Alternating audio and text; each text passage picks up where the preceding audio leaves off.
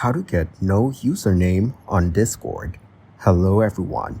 In this video, I will show you how to get no username on Discord.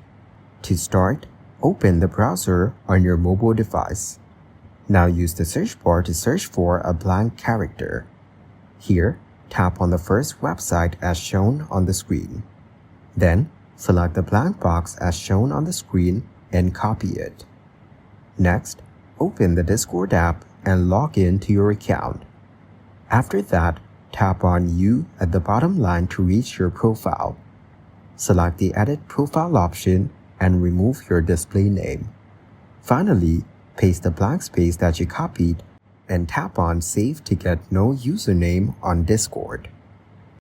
Thank you guys for watching this video. Hope you got some value. Make sure to like the video and subscribe to the channel to get notified of new videos. See you in the next one.